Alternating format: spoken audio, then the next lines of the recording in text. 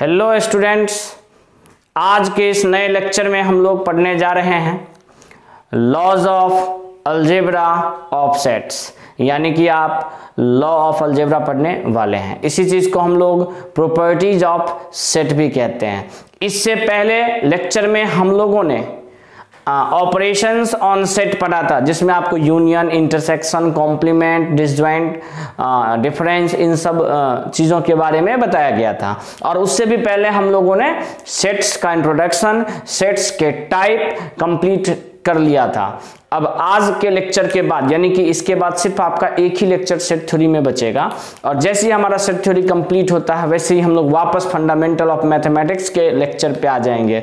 आपको बताया गया है कि बेसिक में काफ़ी कुछ आपको पढ़ना होता है, जिसमें inequalities, modulus, logarithmic function, wavy curve method से रिलेटेड आपको कुछ प्रॉपर्टीज वगैरह आएंगे। तो चलिए हम लोग स्टार्ट करते हैं laws of algebra of sets. तो सबसे पहले आप लोग हेडिंग दे दीजिए लॉज ऑफ अलजेब्रा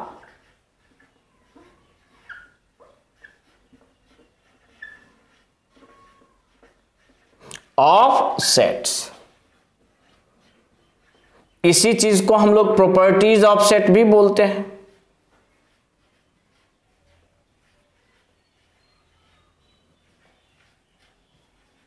तो सबसे पहले आपका ये हेडिंग हो जाएगा, और इस लॉज ऑफ अलजेब्रा में सबसे पहला पॉइंट जो हम लोग पढ़ेंगे वो है हमारा कॉम्यूटेटिव।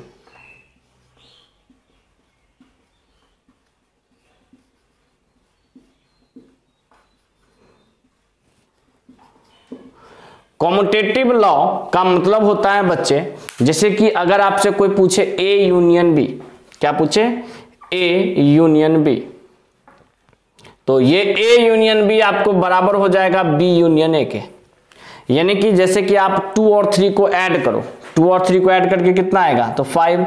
यहीं पे 3 और 2 को ऐड करो, वो भी कितना आ जाएगा? 5। क्या दोनों इक्वल हैं? तो हाँ इक्वल हैं। तो इस टाइप के लॉ को हम लोग बोलते हैं commutative.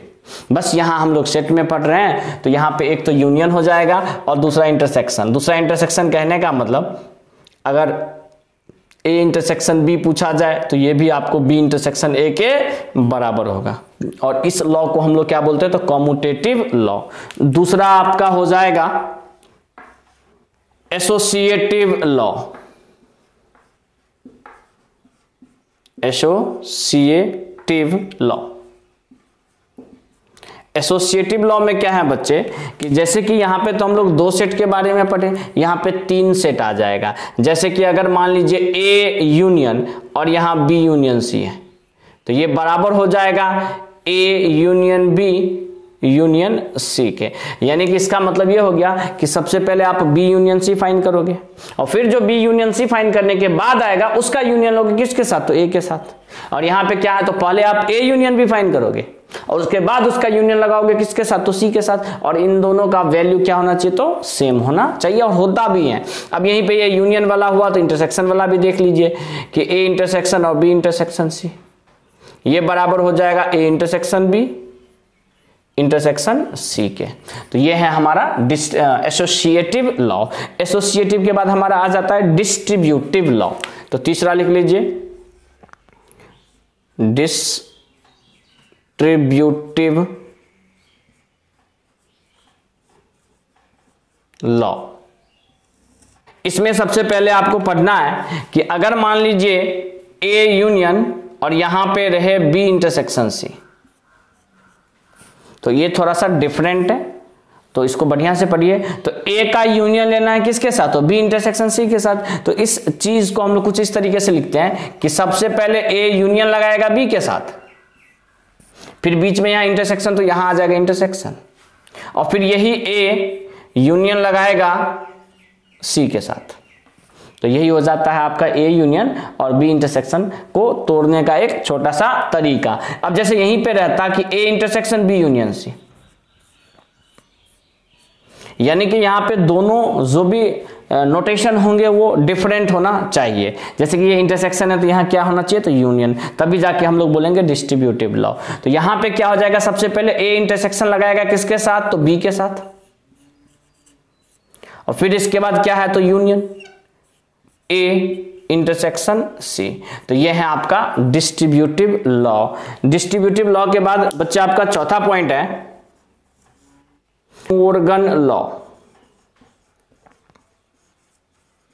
D Morgan law. D Morgan law कहता है बच्चे कि अगर आपका ए यूनियन बी का कॉम्प्लीमेंट पूछे, डैश पूछे, तो आप इस चीज को जस्ट उल्टा, यानी कि ये हो जाएगा ए डैश इंटरसेक्शन बी डैश। यानी कि अगर ए यूनियन बी का कॉम्प्लीमेंट है तो यहां पे यूनियन है तो साइन यहां पे चेंज हो जाएगा, यानी कि इंटरसेक्शन हो जाएगा, और ए पे भी कॉम्प्लीमेंट आएगा और बी पे भी कॉम्प्लीमेंट आएगा। बहुत बच्चे इस चीज को समझ नहीं पा रहे होंगे, इसमें तो चलिए थोड़ा बहुत समझ रहे होंगे, हाँ ऐसा होता होगा, एग्जाम्पल लेके भी देख सकते हैं, लेकिन इसमें थोड़ा सा आपको कंफ्यूजन रह रहा होगा, तो इसको हम लोग वेन डायग्राम से भी प्रूव भी करेंगे। तो सबसे पहले इसका सेकेंड पार्ट भी लिख लीजिए। इसमें सेकेंड पार्ट कहता है कि अगर ए इंटरसेक्शन बी का होल डैश रहे तो ये जो ओपन होगा ये कुछ इस तरीके से हो जाएगा, ए डैश यूनियन बी डैश से। और इस चीज का हम लोग प्रूफ देखते हैं किसके हेल्प से, तो वेन डायग्राम के हेल्प से। तो एक प्रूफ कर देते हैं, कोई भी, ये चलिए फर्स्ट ही कर देते हैं। जैसे कि यहाँ पे एलएचएस में क्या है, तो एलएचएस में है कि ये ए यूनियन बी का डैश है। तो सबसे पहले आप दो सेट बनाइए, तो एक आपका हो गया ए, ये हो गया आपका बी, और इस रेक्टेंगल को या तो आप सैंपल स्पेस या यूनिवर्सल सेट एस से या फिर यू से रिप्रेजेंट करते हैं। हमें यहाँ पे क्या चाहिए, तो ए यूनियन बी का डैश चाहिए, ए यूनियन बी का डैश। सबसे पहले ए यूनियन बी क्या हो गया, तो ये टोटल पार्ट जो हो गया आपका ए यूनियन बी हो गया। इसका हमको कॉम्प्लीमेंट चाहिए। इसका मतलब कॉम्प्लीमेंट का मतलब होता है कि इसको छोड़ के, जैसे ए कॉम्प्लीमेंट का मतलब होता है ए को छोड़ के क्या, तो बाकी पूरा दुनिया। तो उसी प्रकार ए यूनियन बी डैश का मतलब होता है ए यूनियन बी को छोड़ के पूरा दुनिया। तो ये हो जाएगा कुछ इस तरीके से आपको मार्क। ये हो गया आपका क्या चीज, तो ए यूनियन बी का डैश हो गया। अब यही हमें राइट साइड में प्रूव करना है ए डैश इंटरसेक्शन बी डैश का। तो चलिए सबसे पहले यहां पे एक सेट बना लिए जो ए डैश के नाम से जाना जाएगा, और एक यहां बना लिए जो कि आपको बी डैश के नाम से जाना जाएगा। ये आपका ए हो गया, ये आपका बी हो गया। जैसी ए डैश बोला तो ए डैश का मतलब होता है बच्चे ए को छोड़ के, तो ए को छोड़ के पूरा ये हो जाएगा आपका।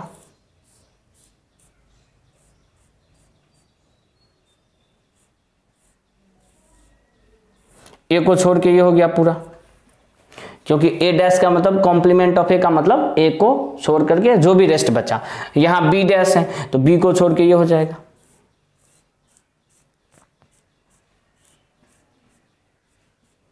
अब अगर बच्चे आपसे पूछा जाए कि इन दोनों का इंटरसेक्शन क्या होगा, तो इंटरसेक्शन का मतलब हो जाता है आपको कॉमन। कॉमन कहने का मतलब वो भाग जो इन दोनों में हो, जैसे कि ये आपका ए है, ये आपका बी है। तो चलिए देखते हैं ऐसा कौन कौन सा भाग यहां दोनों में आता है। जैसे कि ये वाला पार्ट, सिर्फ इस वाले पार्ट की बात कर रहे हैं, तो ये पार्ट इसमें नहीं है, इसमें है, तो कॉमन तो नहीं हुआ, क्योंकि यहां शैडो नहीं है, यहां शैडो मतलब मार्क किया गया है, तो दोनों में रहेगा तब तो कॉमन होगा। तो ये भाग कंप्लीट रिमूव हो गया। यहाँ ये वाला पार्ट इसमें भी नहीं है, इसमें भी नहीं है, तो किसी में भी नहीं है, ये वाला पार्ट भी हम लोग लेके नहीं चलेंगे। इस वाले पार्ट की बात करते हैं, सिर्फ बी वाले पार्ट की। तो यहाँ पे बी में शैडो है, यहाँ पे बी में मार्क किया गया है, लेकिन यहाँ पे बी में मार्क नहीं किया गया है। इसका मतलब ये भी पार्ट क्या है, कॉमन नहीं है। तो कौन सा भाग कॉमन हुआ, तो ये बाहर वाला भाग देखिए ना, इस दोनों में ही है। तो हमारा जो यहाँ कॉमन हो जाएगा, इंटरसेक्शन हो जाएगा, वो ये वाला भाग हो जाएगा इस दोनों डायग्राम के बेस पे। और यही दोनों डायग्राम के बेस पे आपका क्या है, तो LHS है। LHS क्या है, तो LHS यही है ना कि A और B को छोड़ करके जो रेस्ट बच गया है वही है LHS, और वही आपका क्या आ गया, तो RHS भी आ गया। तो यही चीज आपका क्या है बच्चे, तो वेन डायग्राम। फोर्थ प्रॉपर्टी के बाद हमारा फिफ्थ प्रॉपर्टी है आइडेंटिटी लॉ।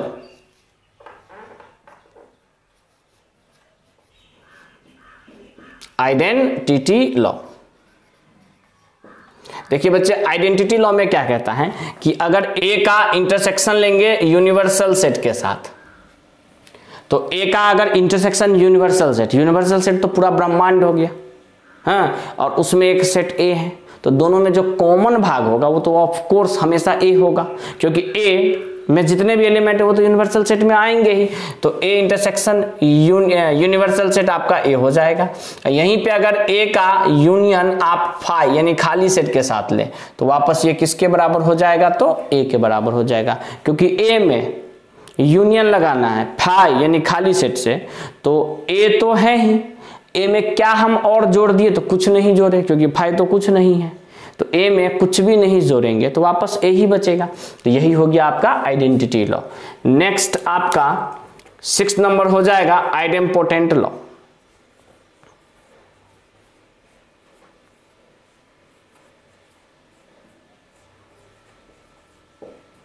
आइडेम्पोटेंट लॉ में क्या हो जाएगा कि अगर आप ए का यूनियन ए के साथ लो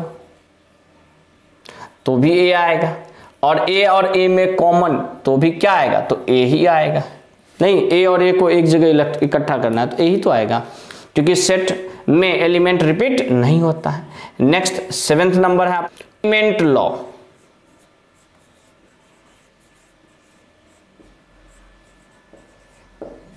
कॉम्प्लीमेंट लॉ क्या कहता है कि अगर आप ए का यूनियन लेंगे ए डैश से, तो सबसे पहला चीज ए तो कुछ नहीं है, सॉरी ए कुछ है, और ए वाला पार्ट ए डैश का मतलब हो गया कि कुछ नहीं। आप इसको समझिए डायग्राम से, जैसे कि ए सेट है तो ए सेट तो ये पूरा हो गया, ठीक, और ए डैश ये वाला पार्ट हो गया, और यहां कह रहा है कि ए और ए डैश दोनों मिला के, तो ए और ए डैश को मिला देंगे तो टोटल ये क्या हो जाएगा, तो यूनिवर्सल सेट ही तो हो जाएगा, तो ये हो जाएगा यू, ठीक। इसके बाद दूसरा है कि ए के कॉम्प्लीमेंट का कॉम्प्लीमेंट, यानी कि ए के कॉम्प्लीमेंट का कॉम्प्लीमेंट। तो सबसे पहला चीज एक ये समझिए, ए का कॉम्प्लीमेंट आपको हो जाएगा ये पूरा, ए डैश तो आपका ये हो गया, ठीक, ये क्या हो गया, तो ए डैश। अब कह रहा है ए डैश का भी कॉम्प्लीमेंट, तो यानी कि इस पूरे पार्ट को छोड़ के कौन सा पार्ट, तो ये वाला पार्ट बचेगा ना, सिर्फ ये कौन सा वाला पार्ट हो गया, तो ये पार्ट हो गया सिर्फ आपका ए, तो ए डैश का डैश क्या हो जाएगा, तो वापस ए हो जाएगा, और लास्ट में आपका यही बोल दे। इसके बाद आपका हो जाएगा ए डैश का इंटरसेक्शन ए के साथ, ए और ए डैश में कॉमन हमेशा कुछ भी नहीं आएगा, क्योंकि एक है ए को छोड़ के, तो कॉमन बनेगा क्या, तो नहीं। तो ये टोटल आपको 7 लॉ हैं जिनका कुछ नाम वगैरह भी दिया हुआ है। इसके अलावे भी कुछ प्रॉपर्टी है, ठीक है, जैसे कि 8 नंबर। अब लेकिन जो भी प्रॉपर्टी आएगा उसमें कुछ नेम वगैरह क्लासिफाई नहीं किया रहेगा, जैसे कि 8वां नंबर है आपका। अब 8 नंबर है आपका, जैसे कि बोल दिया जाए a माइनस बी, ये हम लोग लास्ट लेक्चर में कॉम्प्लीमेंट जब आपको पढ़ाया गया था डिफरेंस ऑफ टू सेट्स, तो भी बताया गया था कि a माइनस बी आपको बराबर हो जाता है a इंटरसेक्शन b डैश के। बहुत बच्चे का क्वेश्चन आता है सर ये कैसे, तो चलिए इसको समझते हैं। a माइनस बी का मतलब हो गया कि a में से b क्या हो जाएगा, माइनस हो जाएगा, तो ये आपका a है, ये आपका क्या है, तो b है। a में से b को माइनस करेंगे तो सिर्फ ये पार्ट बचाना, ठीक है। अब यहां कह रहा है a का इंटरसेक्शन b डैश के साथ, तो चलिए इसको भी थोड़ा सा समझते हैं बच्चे। a,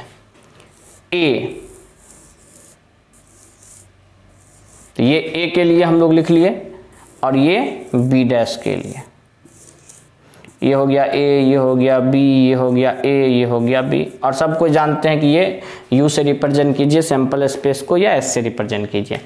पहले वाले पार्ट में कह रहा है a, तो a तो सिर्फ ये पार्ट हुआ।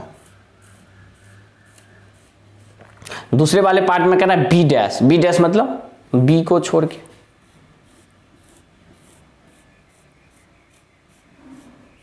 b को छोड़ के तो सिर्फ ये पार्ट हुआ। अब इसके बाद आपको बोला जा रहा है कि इन दोनों का इंटरसेक्शन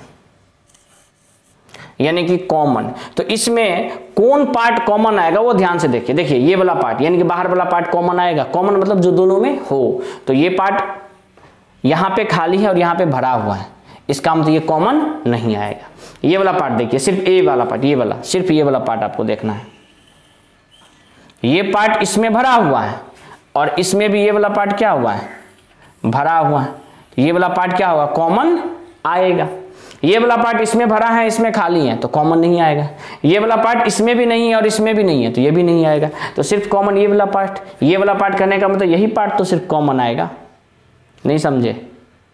क्लियर हुआ? अगर नहीं समझे तो दोबारा देखिए इस वीडियो को पॉज करके पीछे जाइए, फिर दोबारा देखिए क्या है, फिर से भी हम समझा देते हैं। वैसे ए था तो ए पूरा लिए, बी डैश था तो बी को छोड़ के पूरा, इन दोनों का कॉमन, तो इन दोनों के कॉमन में सिर्फ ये पार्ट आ रहा है जो दोनों में हो, जो दोनों में हो।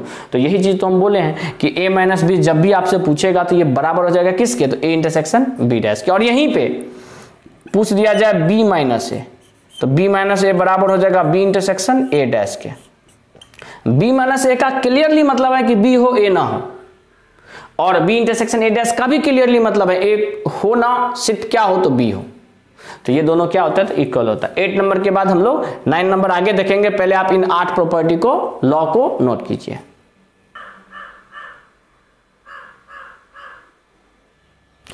इसके बाद 8वें प्रॉपर्टी के बाद 9th प्रॉपर्टी है आपका बच्चे कि अगर a माइनस बी का यूनियन b के साथ लिया जाए तब क्या होगा, और a माइनस बी का इंटरसेक्शन बी के साथ लिया जाए, इंटरसेक्शन बी के साथ लिया जाए तब क्या होगा।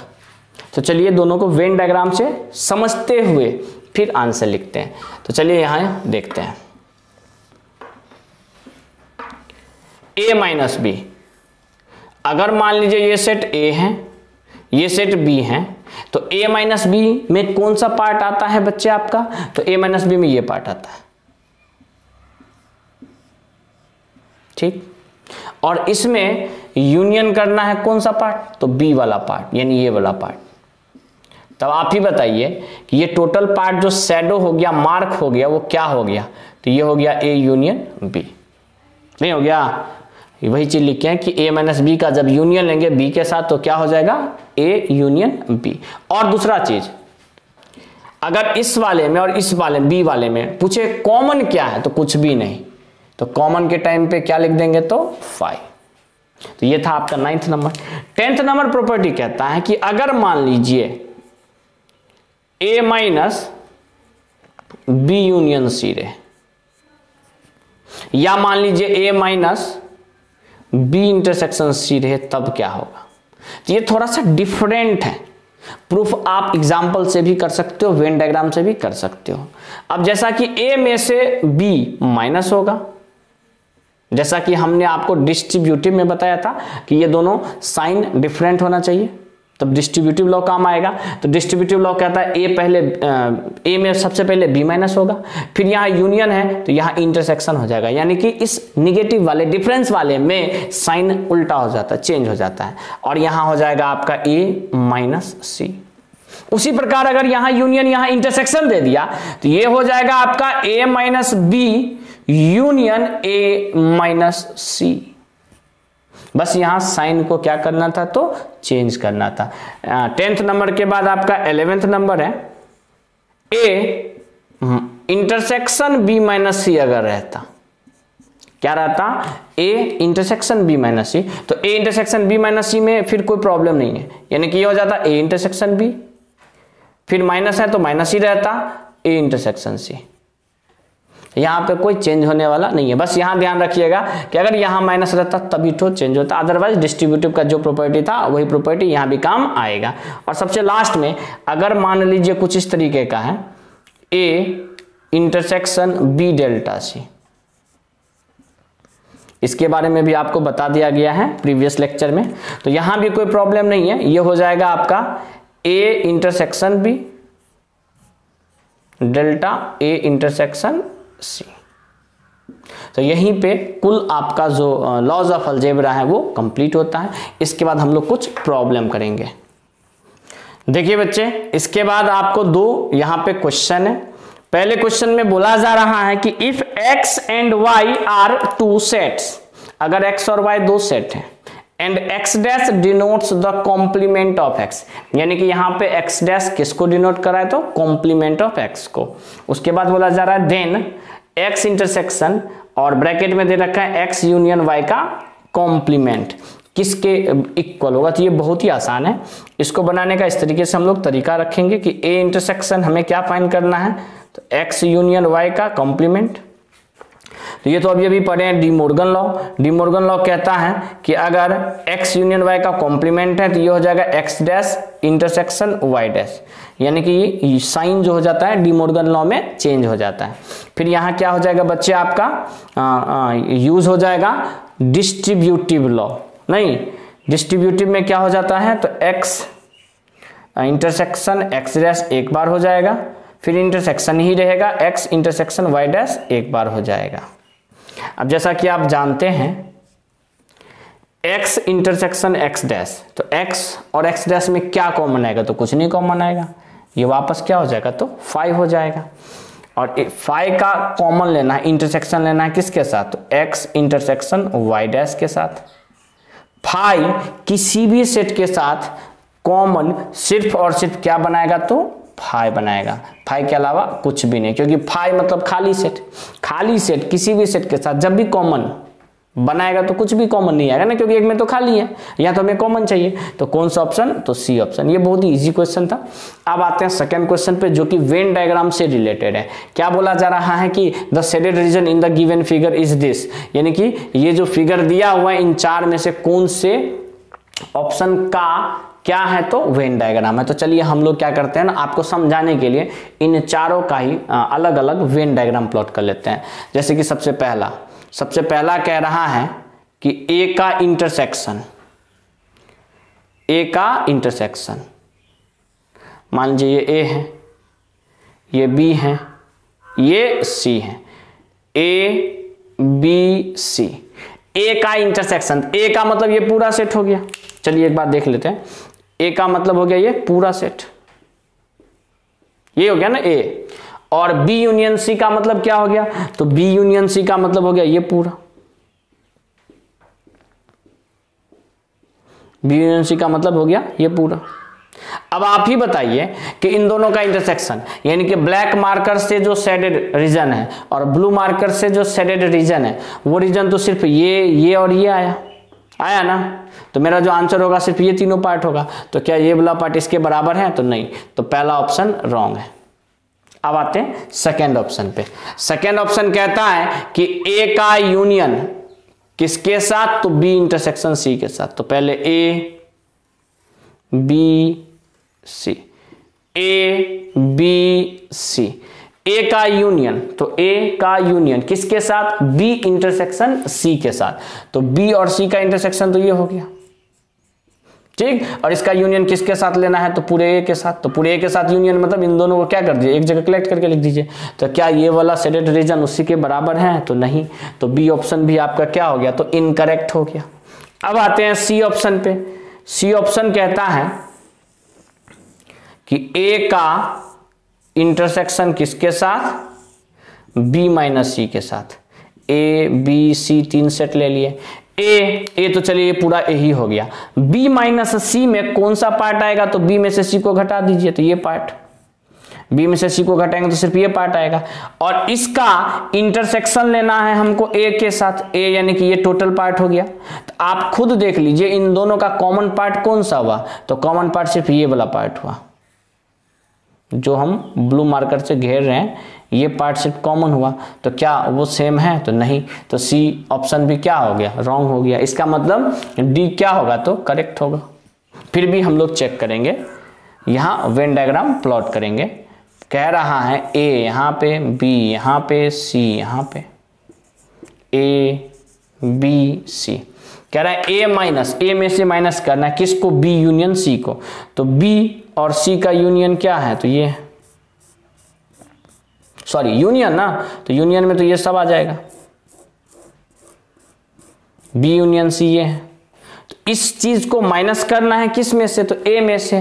तो पूरे ए में से जब इसको माइनस कीजिएगा तो ये पार्ट घट जाएगा। आपका आंसर सिर्फ ये ब्लैक मार्कर से जो रीजन शेडेड है वो वाला पार्ट आएगा। और यही वाला पार्ट यहाँ पे भी शेडेड किया हुआ है। इसका मतलब आपका करेक्ट ऑप्शन कौन सा हो गया, तो डी। बच्चे आप इन दोनों क्वेश्चन को नोट कीजिए। इसके आगे हम लोग और क्वेश्चन देखते हैं।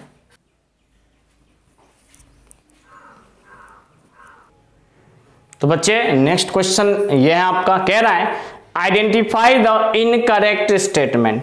ध्यान रखिएगा, आपको इनकरेक्ट स्टेटमेंट को आइडेंटिफाई करना है, गलती नहीं होना चाहिए। पहला ऑप्शन है for all sets A and B, कि a माइनस बी का यूनियन लेना है a इंटरसेक्शन b के साथ। तो चलिए हम लोग पहले का वेन डायग्राम बनाते हैं। a माइनस बी, सबसे पहला चीज तो दो ही सेट है, एक सेट है a, दूसरा सेट है b। तो अगर ये सेट a, ये सेट b, पहले ऑप्शन में तो a माइनस बी वाला कौन सा पार्ट होगा? तो a माइनस बी वाला ये पार्ट होगा।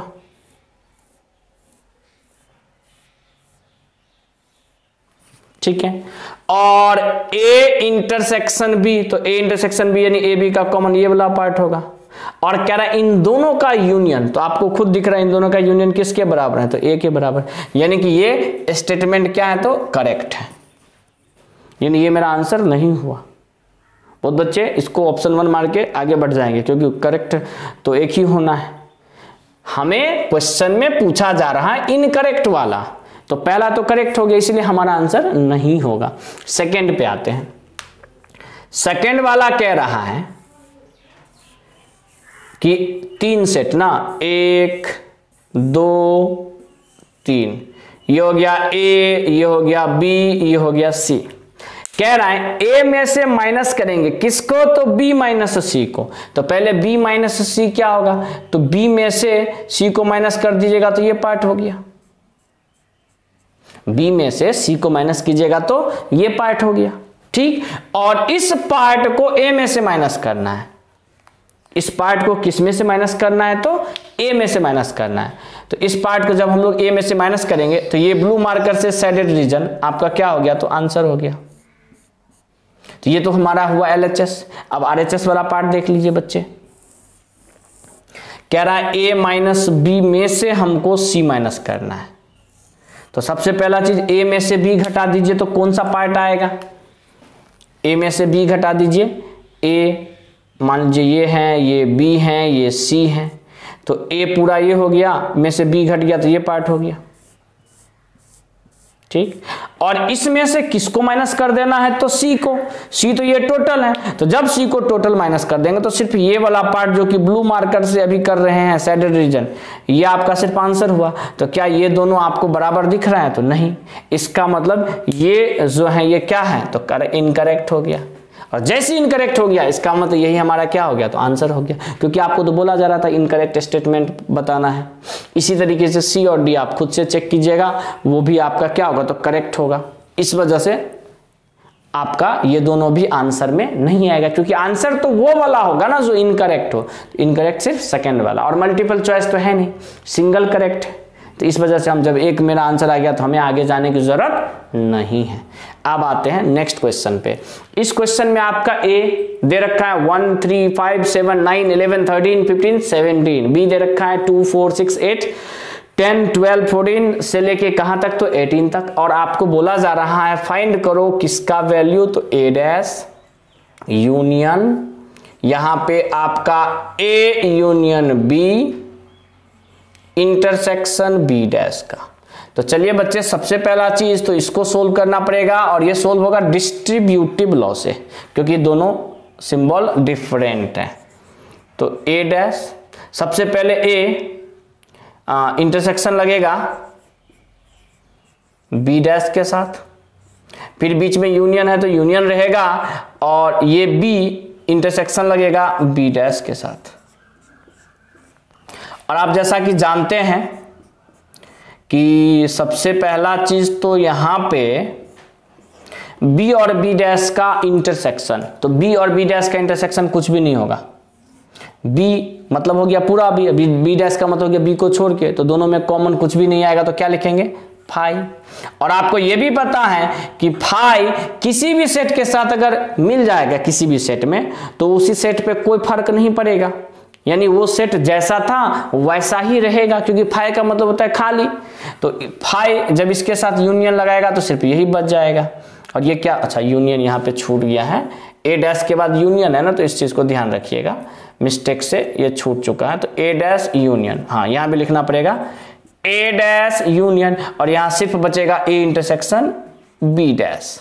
अब जैसा कि आप देख रहे हैं कि फिर से डिस्ट्रीब्यूटिव लॉ, यहां क्या होगा, तो एक बार ए डैश का यूनियन ए के साथ, फिर बीच में इंटरसेक्शन है तो इंटरसेक्शन, और ए डैश का यूनियन बी डैश के साथ। ए डैश और ए का यूनियन, तो ए डैश और ए का यूनियन तो पूरा का पूरा सैंपल स्पेस यानी यू ही हो जाएगा, पूरा यूनिवर्सिटी हो जाएगा, क्योंकि ए और ए डैश, ए नहीं है और ए है तो दोनों को मिला दो तो पूरा ब्रह्मांड यूनिवर्स बता चुके हैं। और ये जो पार्ट है आपका ए डैश यूनियन बी डैश, ये डी मॉर्गन लॉ को सेटिस्फाई करता है, और इस चीज को हम लोग लिखेंगे ए इंटरसेक्शन बी का डैश। अब ये भी डी मॉर्गन लॉ बताए हैं। और ए इंटरसेक्शन बी डैश का हमें इंटरसेक्शन लेना है यूनिवर्सल सेट के साथ, तो ये भी आपको बताए हैं कि पूरे ब्रह्मांड यानी कि यूनिवर्सल सेट का किसी भी सेट के साथ इंटरसेक्शन लोगे तो वही सेट हमारा आंसर आता है, यानी कि ये हो गया आपका B intersection A intersection B dash. तो ये तो ऑप्शन में है नहीं। एक गलती हम लोगों ने और किया है, क्या किए हैं गलती, तो आपको क्वेश्चन में ये भी बोला जा रहा है कि n जो कि नेचुरल नंबर है यही मेरा क्या है, तो यूनिवर्सल सेट है, n ही हमारा क्या है, तो यूनिवर्सल सेट है। तो ये जो हम लोग यूनिवर्सल सेट लिखे हैं, इस यूनिवर्सल सेट की जगह पे हमको नेचुरल नंबर n लिखना पड़ेगा। क्या लिखना पड़ेगा, नेचुरल नंबर n, और इस नेचुरल नंबर n का हमको इंटरसेक्शन लेना है किसके साथ, ए इंटरसेक्शन बी डैश के साथ। अब थोड़ा सा ए पे भी आ जाते हैं और बी पे भी आ जाते हैं। आप देख लीजिए बच्चे, ए में क्या है, तो सिर्फ ऑड नंबर है, और बी में क्या है, तो सिर्फ इवन नंबर है। तो ऑड और इवन में क्या कॉमन आएगा, तो कुछ भी कॉमन नहीं आएगा। आएगा क्या, तो नहीं, तो कुछ भी कॉमन नहीं। कुछ भी कॉमन नहीं कहने का मतलब 5, कुछ भी कॉमन नहीं कहने का मतलब 5। और वैसे भी हम लोग वहां भी सही ही किए थे कि अगर यूनिवर्सल सेट में किसी भी सेट के साथ जब भी कॉमन लेंगे तो वही सेट वापस आता है। ये तो ए इंटरसेक्शन बी डैश ही रहेगा, चाहे वहां लिखिए चाहे यहां लिखिए, एक ही चीज है। ठीक, यूनिवर्सल सेट का किसी भी सेट के साथ कॉमन लोगे तो यही आएगा। अब ये n लिखने की जरूरत नहीं है हमें, अब सिर्फ a और b का कॉमन पार्ट बोल दीजिए। तो a और b का कॉमन पार्ट यहाँ पे क्या है, तो कुछ भी नहीं है। कुछ भी नहीं है मतलब 5, तो ये हो गया 5 का डैश। 5 का डैश मतलब ये यूनिवर्सल सेट -5, यूनिवर्सल सेट -5। अब आप यूनिवर्सल सेट तो आपको पता है कि नेचुरल नंबर दिया है, तो नेचुरल नंबर -5, तो नेचुरल नंबर में से कुछ भी नहीं घटाओगे तो वापस आपका आंसर क्या आएगा, तो नेचुरल नंबर ही तो आएगा। क्या आएगा, नेचुरल नंबर आएगा। यानी कि आपका जो ऑप्शन हो गया, आपका जो आंसर हो गया वो हो गया कौन सा, तो बी वाला। अगर आपको यहाँ पे समझ में नहीं आए तो आप दोबारा वीडियो को देखिए, आपके पास वीडियो सुरक्षित है। हो सकता है यहाँ थोड़ा सा कंफ्यूजन हो आपको, क्योंकि मिटा के दोबारा किए थे। क्या कंफ्यूजन होगा कि सर U मतलब क्या, तो यूनिवर्सल सेट। यूनिवर्सल सेट ही तो n दे रखा है क्वेश्चन में, तो U लिखिए या n लिखिए कोई फर्क नहीं पड़ेगा। तो U के साथ इंटरसेक्शन किसी भी सेट का लेंगे तो वापस वही सेट आता है। तो आप डायरेक्ट यहीं पे ये लिख दीजिए, या U के बाद नेचुरल नंबर लिखने के बाद फिर ये लिखिए, तो एक ही चीज है, फर्क नहीं पड़ने वाला है। तो इसी प्रकार से आपका आंसर क्या हो गया, तो नेचुरल नंबर। तो इस क्वेश्चन को भी आप नोट कीजिए। इसके बाद एक और क्वेश्चन देखेंगे।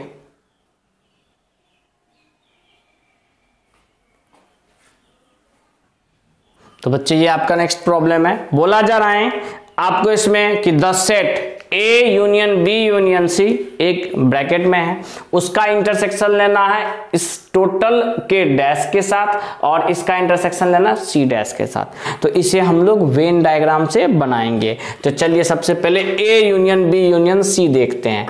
तो A union B union C का मतलब हो गया A B C, तीनों सेट बना लिए। तो A B C, ध्यान से, A union B union C का मतलब ये तीनों, यानी कि हमें A भी टोटल चाहिए, B भी टोटल चाहिए और C भी टोटल चाहिए। तो ये हो गया आपका पहला वाला। दूसरा कह रहा है आपको कि A का इंटरसेक्शन B डैश के साथ। तो पहले तो आप 3 सेट बनाइए ना, A B C, A B C। कह रहा है कि A का इंटरसेक्शन किसके साथ, तो B डैश सी डैश के साथ। तो सबसे पहला चीज ध्यान रखिएगा, थोड़ा बहुत जल्दी में भी करना होता है, ए का इंटरसेक्शन, यानी कि हमारा जो आंसर आएगा वो ए के इनसाइड आएगा, क्योंकि ए में कॉमन लेना है। दूसरा बी डैश, तो बी डैश मतलब बी को छोड़ के, यानी कि बी के बाहर आएगा। और सी डैश मतलब सी के भी क्या होगा, तो बाहर आएगा। सबसे पहला चीज तो ये तो बाहर जा नहीं सकता है, फिर से समझते हैं इसको। ए, तो ए ये हो गया पूरा, यानी ए के अंदर आएगा, ए के बाहर कहीं भी नहीं जाएगा। क्लियर।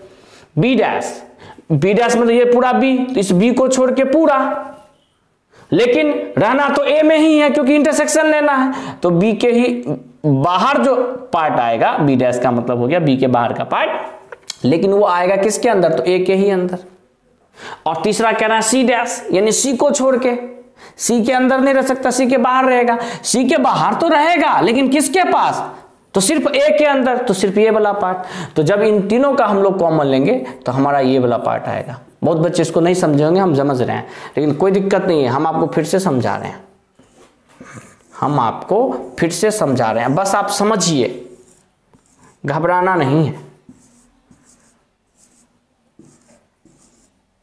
देखिए बच्चे, ये ए बी सी 3 सेट है, ए बी सी 3 क्या है, तो सेट है, ए बी सी 3 क्या है, तो सेट है। पहला हम बोल रहे हैं ए, तो हम ए ले लिए, ए पूरा, ठीक। दूसरा कह रहा है बी डैश, ये हमारा बी डैश, तो बी डैश यानी बी छोड़ के पूरा, बी छोड़ के। तीसरा कह रहा है सी डैश, तो सी छोड़ के।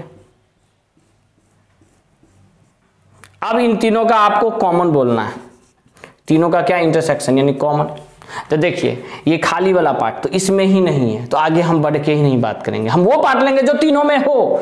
तो जैसे देखिए ये वाला पार्ट, सिर्फ ये वाला पार्ट, ये वाला पार्ट थोड़ा सा समझिएगा, ये वाला पार्ट इसमें भी शेडेड है, इसमें भी शेडेड है, इसमें भी शेडेड है, तो सिर्फ यही वाला पार्ट मेरा आंसर है।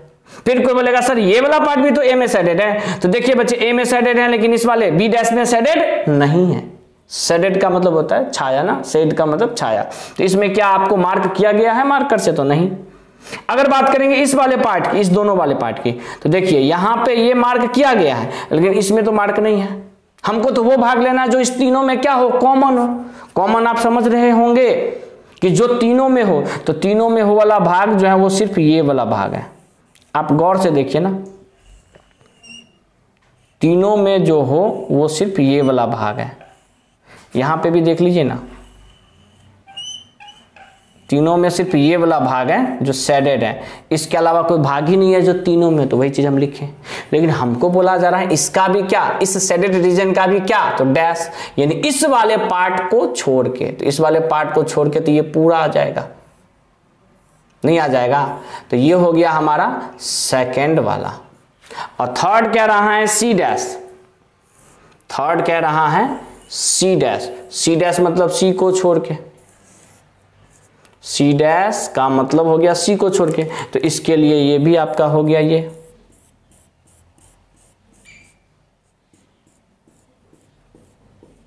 अब हमें इन तीनों का इंटरसेक्शन लेना है, हमें इन तीनों का क्या, इंटरसेक्शन। तो इन तीनों का इंटरसेक्शन हम लोग यहां लिख लेते हैं। तीनों का इंटरसेक्शन यानी कि वो भाग जो इन तीनों में हो, जो इन तीनों में हो, ये ए, ये बी, ये सी। तो चलिए ध्यान से देखिएगा, देखिए ये वाला भाग इसमें है लेकिन इसमें नहीं है। फिर बच्चा सोच रहा होगा सर इसमें तो है, तो बच्चा आपको समझाने के लिए ये मार्क शैडो किए थे, ये मेरा आंसर में नहीं है, मेरा आंसर ये ब्लैक वाला है। तो ये पार्ट इसमें है लेकिन इसमें नहीं है, तो इसको भूल जाइए। इस वाले पार्ट पे इसमें है, इसमें भी है, इसमें भी है, तो ये वाला पार्ट मेरे आंसर में आएगा। अब आगे बढ़ते हैं, ये वाला पार्ट इसमें है, इसमें है, इसमें भी है, तो ये वाला पार्ट भी हमारा शेडेड हो गया। फिर आते हैं इस वाले पार्ट, तीनों का कॉमन, तो देखिए इस दोनों में तो है लेकिन इसमें नहीं है, तो वो पार्ट नहीं आएगा। ये वाला पार्ट देखिए इसमें है लेकिन इसमें नहीं है, तो ये वाला पार्ट भी कॉमन नहीं आएगा। इस वाले पार्ट को देख लेते हैं, ये इसमें है इसमें भी है लेकिन इसमें नहीं है तो वो भी नहीं आएगा। अब लास्ट बच गया ये पार्ट, तो ये पार्ट इसमें भी है इसमें भी है लेकिन इसमें नहीं है, यानी कि वही पार्ट सिर्फ मेरा क्या हो गया तो आंसर। अब वो पार्ट का नाम क्या होगा तो वो ध्यान से देख लीजिए कि पहला है ए इंटरसेक्शन बी, तो दिख ही रहा है कि नहीं, ये गलत हो गया। दूसरा है ए इंटरसेक्शन सी डैश, यानी ए हो लेकिन सी नहीं हो तो ये भी गलत हो गया। बी इंटरसेक्शन सी डैश, हाँ तो ये हो जाएगा। क्यों तो देख लीजिए ना, बी में से सी घटा दिया तो सिर्फ यही पार्ट बचेगा ना, तो ये करेक्ट है। चौथा देख लीजिए बी इंटरसेक्शन सी डैश, हाँ इसी चीज को आप ये भी लिख सकते हैं डी मोर्गन लॉ से, बी यूनियन सी का डैश, तो बी यूनियन सी तो ये पूरा हो गया, इस पूरे का डैश तो ये पूरा आंसर में होना चाहिए। कहने का मतलब ये भी आपका गलत है, यानी कि एक ही ऑप्शन सही है, कौन सा तो सी ऑप्शन। और आज का लेक्चर थोड़ा सा लेंदी है, लेंदी कहने का थोड़ा सा कठिन टाइप लग रहा है मुझे, तो आज का लेक्चर हम यहीं पे कंप्लीट करते हैं। इसके बाद सेट में सिर्फ एक ही लेक्चर बच गया है जो कि हम कोशिश करेंगे कल कंप्लीट हो जाए। जैसे ही सेट कंप्लीट होता है फिर वापस हम लोग फंडामेंटल ऑफ मैथमेटिक्स पे आ जाएंगे। तो आज के लिए बस इतना ही, थैंक यू।